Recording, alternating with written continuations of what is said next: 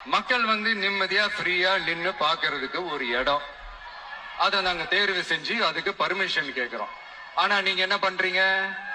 സംശയമില്ല. എനിക്ക് തോന്നുന്നു ഇത് കരുതി കൂട്ടി ചെയ്ത തന്നെ ഒരു ദുരന്തം തന്നെയാണ്. അതായത് ഈ 39 പേരുടെ മരണം എന്ന് പറഞ്ഞാൽ സ്വാഭാവിക മരണമല്ല, അത് കൊലപാതകം തന്നെയല്ലേ.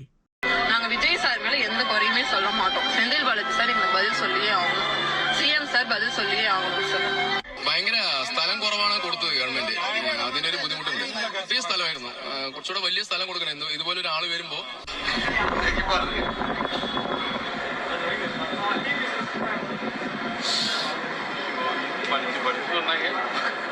கண்டிஷன்ஸ் ஃபாலோ பண்ணுங்கடா, கண்டிஷன்ஸ் ஃபாலோ பண்ணுங்கடா. விஜய் கைது செய்யப்படுவாரா சார்? ஆணையம் சொல்லுகிற அந்த அறிக்கையின் அடிப்படையில உரிய நடவடிக்கை எடுக்கப்படும். பெருசா இத்தனை உயிர் வாய் கிடக்குது, அவனால என்ன செய்ய முடியும்? நான் அடுத்த ஊருக்கு எந்த முதலே வச்சு மாநாடுக்கு போவேன்.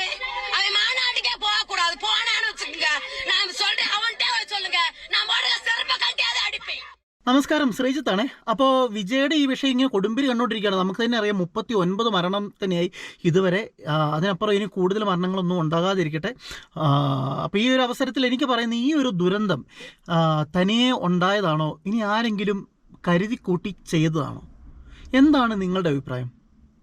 അപ്പോൾ അതിനു മുൻപായിട്ട് അവിടുത്തെ കുറേ കാര്യങ്ങളുണ്ട്, ഇതിൻ്റെ ദൃക്സാക്ഷികളുണ്ട്. അവരൊക്കെ എന്താണ് പറയുന്നത് നമുക്കൊന്ന് കേൾക്കാം കേട്ടോ. അതിനുശേഷം നമുക്ക് ഇതിനെപ്പറ്റി വിശദമായിട്ട് നമുക്ക് സംസാരിക്കാം. ഓക്കെ. ആ സമയത്ത് പറഞ്ഞാൽ നമ്മളൊന്നുമില്ല, ഒരു ആംബുലൻസ് പെട്ടെന്ന് വന്നു. ആംബുലൻസിന് വഴി കൊടുത്താണ്. ആംബുലൻസ് വഴി കൊടുക്കുമ്പോൾ കുറച്ച് ആളുകൾ അങ്ങോട്ടും ഇങ്ങോട്ടും മറിഞ്ഞു. അന്നേരം ഭയങ്കര ക്രൗഡായിട്ട് കുറച്ച് ആളുകൾ അങ്ങോട്ടും ഈ മേലെ നിന്ന് ആളുകളൊക്കെ വീണു. ഭയങ്കര സ്ഥലം കുറവാണ് കൊടുത്തത് ഗവൺമെന്റ്. അതിന്റെ ഒരു ബുദ്ധിമുട്ടുണ്ട്. ചെറിയ സ്ഥലമായിരുന്നു, കുറച്ചുകൂടെ വലിയ സ്ഥലം കൊടുക്കണം. ഇതുപോലെ ഒരാൾ വരുമ്പോ വലിയൊരു സ്ഥലം കൊടുക്കണമായിരുന്നു, പക്ഷെ വലിയ സ്ഥലം കൊടുത്തിട്ടില്ല. ചെറിയ സ്ഥലം കൊടുത്തിട്ടുണ്ടായിരുന്നു. പിന്നെ പോലീസ് വളരെ കുറവായിരുന്നു. മാറ്റാൻ പറ്റിയോ? ഇല്ല, മാറ്റാൻ കഴിയുന്നില്ല. അമ്മാരി ചെറിയ സ്ഥലത്തിൽ ഒരുപാട് ആളുകൾ ഇങ്ങനെ മാറ്റാൻ കഴിയില്ല. എന്തായാലും അത്രയും ഭയങ്കര തിരക്കായിരുന്നു. ഇതുപോലെ ഒരാൾ വരുമ്പോൾ കുറച്ചുകൂടെ വലിയ സ്ഥലം കൊടുക്കാമായിരുന്നു എന്നാണ്. മുന്നൊരുക്കൾ ഉണ്ടായിരുന്നു, പോലീസ് ഉണ്ടായിരുന്നു, പക്ഷെ അത്ര വളരെ കുറവായിരുന്നു. കുറച്ചുകൂടെ വലിയ സ്ഥലം കൊടുക്കണമായിരുന്നു. ഇതുമാതിരി ഇങ്ങനെ ഒരു പുതിയൊരാള് ഈ രാഷ്ട്രീയത്തിലേക്ക് വരുമ്പോൾ കുറച്ചുകൂടെ വലിയ സ്ഥലം കൊടുക്കുന്നു. ഫാൻസ് ഉള്ള ആളാണ് പുള്ളി സിനിമ നടനാണ്. അതുപോലെ തന്നെ ഭയങ്കര ഫാൻസ് ഉള്ളത്. നമ്മൾ കേരളത്തിലാണെങ്കിൽ ശരി, തമിഴ്നാട്ടിലാണെങ്കിലും എല്ലാ സ്ഥലത്തും വിജയ്ക്ക് ഭയങ്കര ഫാൻസ്. അപ്പോൾ ഇതാണ് അവിടുത്തെ ദൃക്സാക്ഷി പറയുന്ന ഒരു കാര്യം എന്ന് പറയുന്നത്. നമുക്ക് ഇനി മറ്റൊരു കാര്യം എന്ന് പറഞ്ഞു കഴിഞ്ഞാൽ, അവിടെ ഈ ഒരു സംഭവം ഉണ്ടായി കഴിഞ്ഞതിന് ശേഷം അവിടുത്തെ ഒരു കുട്ടി, എനിക്കിത് കറക്റ്റായിട്ട് അറിയത്തില്ല, ഇതിനകത്ത് ഈ ന്യൂസിനകത്ത് വന്നേക്കുന്നത് അത് ആ കുട്ടി മരിച്ചതാണോ അതോ പരിക്കേറ്റ് കിടക്കുന്നതാണോ എന്ന് അറിയത്തില്ല. ആ കുട്ടിയുടെ അമ്മ സംസാരിക്കുന്നുണ്ട് ഇതിനെപ്പറ്റി. നമുക്ക് അതും കൂടി ഒന്ന് കേട്ടു നോക്കാം.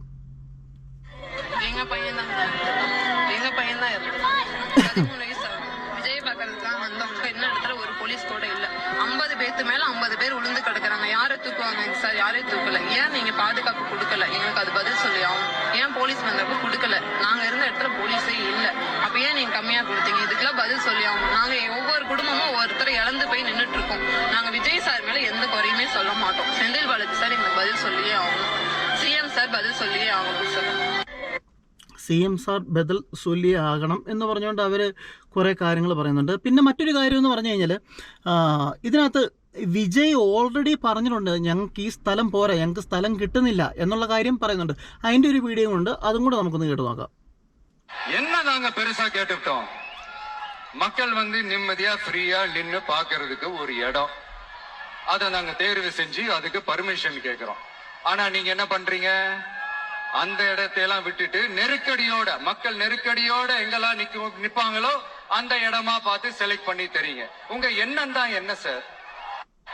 കണ്ടോ, അതായത് ആൾക്കാർ എത്രമാത്രം ഞെരുങ്ങി നിൽക്കണം, അങ്ങനെയുള്ള സ്ഥലം മാത്രമേ നിങ്ങൾ ഞങ്ങൾക്ക് തരുള്ളൂ. ഇതെന്താണ് സാർ, ഇതെന്താണ് CM സാർ എന്നാണ് വിജയ് ചോദിക്കുന്നത്. ഞാൻ ഒരു വിജയ് ഫാനൊക്കെ ആണോ എന്ന് ചോദിച്ചു കഴിഞ്ഞാൽ അങ്ങനെ ഫാനെന്നല്ല, വിജയുടെ പടങ്ങൾ ഒരുപാട് ഇഷ്ടമാണ്, അദ്ദേഹത്തെ ഒരുപാട് ഇഷ്ടമാണ് എന്ന് പറഞ്ഞുകൊണ്ട് അദ്ദേഹത്തിനെ സപ്പോർട്ട് ചെയ്ത് സംസാരിക്കുന്നൊന്നും അല്ല കേട്ടോ. പിന്നെ എനിക്കിതിനകത്ത് മറ്റൊരു കാര്യം എന്ന് പറഞ്ഞാൽ, ഞാൻ ആദ്യം ഈ ഓരോ വീഡിയോകളെല്ലാം കാണിച്ചിട്ട് അതിന് ശേഷം നമുക്കിതിനെപ്പറ്റി സംസാരിക്കാം കേട്ടോ. പിന്നീട് ഇതിനകത്ത് ഏറ്റവും വലിയൊരു നാടകീയമായിട്ടുള്ളൊരു സംഭവം നടന്നു. മറ്റൊന്നുമല്ല, ഈ ഒരു സംഭവം നടന്നതിന് ശേഷം അവിടെ വന്ന് തമിഴ്നാട് വിദ്യാഭ്യാസ വകുപ്പ് മന്ത്രി അവിടെ വന്ന് എല്ലാവരും കരയുന്ന ഒരു സംഭവം നിങ്ങളെല്ലാം കണ്ടു. നമുക്ക് അതുകൊണ്ട് കാണാം കേട്ടോ.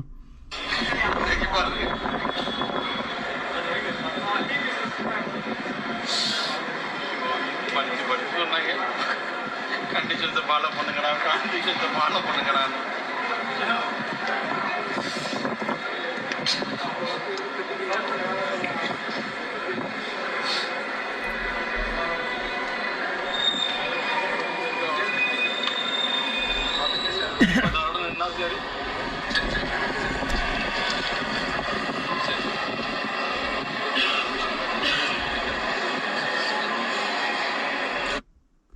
ഇതൊക്കെ കണ്ടിട്ട് എനിക്ക് തോന്നുന്ന ഒരു പക്ക രാഷ്ട്രീയ മുതലെടുപ്പ് എന്ന് തന്നെയാണ് എനിക്കിത് കണ്ടിട്ട് എനിക്ക് മനസ്സിലാകുന്നത്. അതിനുശേഷം അവിടെ മുഖ്യമന്ത്രി വരുന്നു. മുഖ്യമന്ത്രി സ്റ്റാലിൻ വന്നതിന് ശേഷം അവിടെ എന്താണ് സംസാരിച്ചതെന്ന് നമുക്കതും കൂടെ ഒന്ന് കേൾക്കാം കേട്ടോ. சார் விஜய் கைது செய்யப்படுவாரா சார்?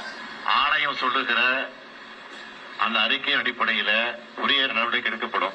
யாரு கைது செய்யப்படுவார், யாரு கைது செய்யப்பட மாட்டார், நீங்கள் கேட்கிற எந்த இடத்தோடு கேட்கிறீங்களோ அதுக்கெல்லாம் நான் உட்படுவதற்கு தயாரா இல்லை. இறந்து போன அந்த உயிர்களுக்கெல்லாம், അതായത് വിജയ് അറസ്റ്റ് ചെയ്യുമോ സാർ എന്ന് ചോദിച്ചു കഴിയുമ്പോഴത്തേക്കും ആരെയൊക്കെ അറസ്റ്റ് ചെയ്യും, ആരെയൊക്കെ അറസ്റ്റ് ചെയ്യത്തില്ല എന്നൊന്നും ഇപ്പം സംസാരിക്കാൻ പറ്റത്തില്ല. അതിൻ്റെ അന്വേഷണം നടന്നുകൊണ്ടിരിക്കുകയാണ്. അതിനുശേഷം ആ കാര്യങ്ങൾ പതിയെ നടക്കും എന്നാണ് അദ്ദേഹം പറഞ്ഞത്. கனத்ததயத்தோடு நான் அஞ்சலி செலுத்துகிறேன். அவங்க குடும்பத்துக்கு என்ன ஆறுதல் சொல்லி தேற்றுவது என்று தெரியாமல் திக்குமுக்காடி கொண்டிருக்கிறேன். இந்த துயரமான சம்பவத்துல மரணமடைந்திருக்கக்கூடிய இந்த குடும்பத்திற்கு ஒவ்வொருவருக்கும் தலா 10 லட்சம் ரூபாய் வழங்கப்படும். 10 லட்சம் രൂപ ഒടിച്ചു കൊടുക്കുന്നുണ്ട്. முதலமைச்சர் பொது நிவாரணத்திலிருந்து வழங்கப்படும் என்று ஏற்கனவே அறிவித்திருக்கிறேன். காயமடைந்து மருத்துவமனை சிகிச்சைக்கு அனுமதிக்கப்பட்டிருக்கக்கூடிய அவர்களுக்கு தலா 1 லட்சம் ரூபாய் வழங்கப்படும் என்று அறிவிக்கப்பட்டது. പരിക്കേറ്റവർക്ക് 1 ലക്ഷം രൂപ വെച്ച്. கொடூரமான காட்சிகள் எல்லாம் தொலைக்காட்சியில பார்த்த போது எனக்கு மனசு கேட்கல. வீட்டில் இருக்கவே என்னால முடியல. அதனாலதான் முன்கூட்டியே போக வேண்டும் என்று நான் திட்டமிட்டு 1 மணி அளவில் விமானத்தை பிடித்து இங்க வந்து சேர்ந்திருக்கிறேன். അതായത് ഇങ്ങനെ ഒരു സംഭവം നടന്നു കഴിഞ്ഞപ്പോൾ തന്നെ എനിക്ക് വീട്ടിൽ ഇരിക്കാൻ പറ്റുന്നില്ല. അതുകൊണ്ടാണ് മറ്റു കാര്യങ്ങളെല്ലാം ഒഴിവാക്കിയിട്ട് 1 മണിക്ക് തന്നെ, രാത്രി 1 മണിക്ക് തന്നെ ഞാൻ അവിടെ നിന്ന് തിരിച്ച് ഇങ്ങോട്ടേക്ക് വന്നത് എന്നുള്ള കാര്യങ്ങളൊക്കെ മുഖ്യമന്ത്രി സ്റ്റാലിൻ പറയുന്നുണ്ട്. അതുപോലെ തന്നെ അതുപോലെ തന്നെ വിജയ്ക്കെതിരെ എന്താ പറയുക, അവിടെ ജനങ്ങൾ രോക്ഷാകുലരാണ്. നമുക്ക് അവിടെ പറയുന്നത്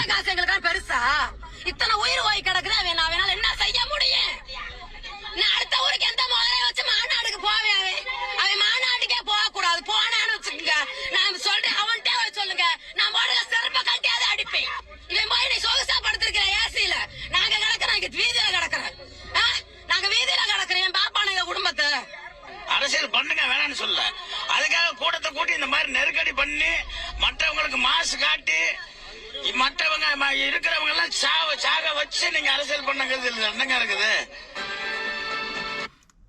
മനസ്സിലായില്ല. അതായത് അവിടെയുള്ളവരെ മാസ് കാട്ടി ഇത്രയും കൂട്ടത്തെ ഞെരുക്കോട് വെച്ച് ബാക്കിയുള്ളവരെ കൊന്നിട്ട് നിങ്ങൾ എന്താണ് കാണിക്കുന്നത്? ഇനി അതുപോലെ തന്നെ ആ അക്ക, അതായത് അമ്മ, അവിടുത്തെ ഒരു ചേച്ചി പറയുന്നത് കേട്ടില്ലേ, ചെരുപ്പാലടിക്കും, ഇനി അവനെ കണ്ടു കഴിഞ്ഞാൽ ചെരുപ്പാലടിക്കും, അങ്ങനത്തെ കുറേ കാര്യങ്ങളാണ് ഇതിനകത്ത് പറയുന്നത്. പിന്നെ ഇനി നമുക്ക് ഇതിനെപ്പറ്റി സംസാരിക്കുകയാണെങ്കിൽ ഈ രാഷ്ട്രീയം എന്ന് പറഞ്ഞു കഴിഞ്ഞാൽ സുഹൃത്തുക്കളെ നമുക്കറിയാം വളരെ നെറുകെട്ട രാഷ്ട്രീയമാണല്ലേ. അപ്പോൾ അതായത് എനിക്ക് ഇവരെ ഈ കൂടുതൽ ഈ സംശയ മുനയിലേക്ക് എത്തുന്ന ഒരു കാര്യം എന്ന് പറഞ്ഞാൽ, എനിക്ക് എൻ്റെ ഒരു പേഴ്സണലായിട്ടുള്ള അഭിപ്രായം എന്ന് പറഞ്ഞു കഴിഞ്ഞാൽ ഇതൊരിക്കലും ഒരു തനിച്ചുണ്ടായ ഒരു അപകടമാണെന്ന് എനിക്ക് തോന്നുന്നില്ല. താനെ ഉണ്ടായ ഒരു അപകടമാണെന്ന് എനിക്ക് തോന്നുന്നില്ല. നല്ല ജനക്കൂട്ടങ്ങളുണ്ട്, പക്ഷേ ഇതിൻ്റെ പുറകിൽ ഒരുപാട് കളികളുണ്ട്. അത് ഏത് പാർട്ടിക്കാരാണ്, അത് ആരാണ് ചെയ്തതെന്നൊന്നും ഞാൻ പറയുന്നില്ല. അത് നിങ്ങൾക്ക് മനസ്സിലാക്കുകയാണായിരിക്കും ആരായിരിക്കും അത് ചെയ്യുന്നതെന്ന്. എനിക്ക് തോന്നുന്നത് ഇപ്പോൾ ഇതിൻ്റെ എന്താ പറയുക, തലപ്പത്തിരിക്കുന്ന ആൾക്കാർ എങ്ങനെയായാലും ഈ വിജയെ താഴെ ഇറക്കിയേ പറ്റത്തുള്ളൂ തീർച്ചയായിട്ടും. കാരണം വിജയുടെ രാഷ്ട്രീയ പാർട്ടി, ടി വിക്ക് എന്ന് പറയുന്ന രാഷ്ട്രീയ പാർട്ടി ഉയർന്നുകൊണ്ടിരിക്കുകയാണ് ഓരോ ദിവസം ചെല്ലുമ്പോഴും മേലോട്ട്. അതായത് ഇപ്പോഴത്തെ സർക്കാരിന് പ്രധാനമായിട്ടും ഭയങ്കര വലിയൊരു പേടി സ്വപ്നമായിട്ട് വന്നുകൊണ്ടിരിക്കുകയാണ്. അതായത് തമിഴ്നാട്ടിലെ പ്രധാന എന്താ പറയുക തമിഴ്നാട്ടിലെ പ്രധാന പ്രതിപക്ഷം ആരാണെന്ന് ചോദിച്ചാൽ ഇപ്പോൾ വിജയുടെ പാർട്ടി ആ ഒരു ലെവലിലേക്ക് വന്നുകൊണ്ടിരിക്കുകയാണ്. അപ്പം തീർച്ചയായിട്ടും വിജയെ പേടിച്ചേ പറ്റത്തുള്ളൂ, അല്ലെങ്കിൽ ആ ടി വിക്ക് എന്ന് പറയുന്ന പാർട്ടിയെ പേടിച്ചേ പറ്റത്തുള്ളൂ. അപ്പോൾ എങ്ങനെയായാലും താഴെ ഇറക്കണം. അതുകൊണ്ടാണ് വിജയ്ക്ക് നമ്മൾ വീഡിയോ കണ്ടിരുന്നു, പല എന്താ പറയുക സ്ഥലങ്ങൾ കൊടുക്കുന്നില്ല, അതുപോലെ തന്നെ പവർ കൊടുക്കുന്നില്ല, കറണ്ട് കൊടുക്കുന്നില്ല, സംസാരിക്കാനുള്ള ബോക്സ് കാര്യങ്ങൾ അനുമതി നൽകുന്നില്ല. ഇങ്ങനെ കുറേ കാര്യങ്ങൾ വിജയ്ക്ക് മാത്രം ഇങ്ങനെ വരുന്നു. അതെന്തായിരിക്കും അതിന് കാരണം? അപ്പം അതുപോലെ തന്നെ നരേന്ദ്രമോദി വരുന്നു. നരേന്ദ്രമോദി വരുമ്പോഴത്തേക്ക് അവിടെ ഒരു കുഴപ്പവും ഇല്ല. നരേന്ദ്രമോദിക്ക് വേണ്ട എല്ലാവരും പ്രധാനപ്പെട്ട എന്താ പറയുക മൈതാനങ്ങൾ കൊടുക്കുന്നു, അതുപോലെ തന്നെ എല്ലാ പവർ സപ്ലൈ കൊടുക്കുന്നു, എല്ലാ കാര്യങ്ങളും കൊടുത്തേ പറ്റത്തുള്ളൂ. പ്രത്യേകിച്ച് പ്രധാനമന്ത്രി കൂടെയാണ്. അത് തന്നെയല്ലാതെ BJP കൊണ്ടൊന്നും എന്താ പറയുക തമിഴ്നാട്ടിൽ ഇനി ഒരു അധികാരത്തിലെത്തുക എന്ന് പറയുന്ന നടപ്പുള്ള കാര്യമൊന്നുമല്ല. അത് അവർക്ക് വ്യക്തമായിട്ട് അറിയുകയും ചെയ്യാം. ഇപ്പോൾ അവിടെ ഭരിച്ചുകൊണ്ടിരിക്കുന്ന പാർട്ടിക്ക് വ്യക്തമായിട്ട് അറിയുകയും ചെയ്യാം. അതുകൊണ്ട് അവരെ പേടിക്കേണ്ട ഒരു കാര്യമില്ല. എന്ത് വെള്ളം വന്നോട്ടെ, എന്ത് വെള്ളം പറഞ്ഞിട്ട് പോയിക്കോട്ടെ, അത് പറഞ്ഞിട്ട് പോകുക, അത്രേ ഉള്ളൂ. എന്നാൽ വിജയ് ഇവിടെ വന്ന് പറഞ്ഞിട്ട് പോകുകയെന്ന് പറഞ്ഞാൽ അങ്ങനല്ല. അവരുടെ അതായത് ജനങ്ങൾ ഒരു പറ്റം ജനങ്ങൾ വിജയുടെ കൂടെ ഓരോ സ്ഥലത്ത് ചെല്ലുമ്പോഴും വിജയ്ക്കൊപ്പമായി ഇങ്ങനെ മാറിക്കൊണ്ടിരിക്കുകയാണ്. തീർച്ചയായിട്ടും വിജയെ പേടിക്കേണ്ട ഒരു സ്വപ്നത്തിലേക്ക് ഇങ്ങനെ പോയിക്കൊണ്ടിരിക്കുകയാണ്. ആ സമയത്താണ് ആരും ഒരു നെറുകെട്ട കളി കളിക്കത്തില്ലേ? ഇപ്പം ഇത്രയും ചെറിയൊരു സ്ഥലമാണ്, അവിടെ ഇവർ പ്ലാൻ ചെയ്യുന്നു. നമ്മൾ ഈ സിനിമകളിലൊക്കെ കണ്ടിട്ടുണ്ടല്ലോ, ജനഗണമന എന്ന് പറയുന്നൊരു സിനിമയൊക്കെ വലിയൊരു ഉദാഹരണമാണല്ലേ. രാഷ്ട്രീയത്തിന് വേണ്ടി എന്ത് നെറുകെട്ട സ്വഭാവം, എന്ത് നെറുകെട്ട കാര്യങ്ങളും ചെയ്യും എന്ന് ആ സിനിമയിലൂടെ കാണിച്ചു തന്നിട്ടുണ്ട്. അതൊക്കെ യഥാർത്ഥ സംഭവങ്ങളിൽ നടക്കുന്ന കാര്യങ്ങളും കൂടിയാണ്, നമുക്കെല്ലാവർക്കും അറിയാം.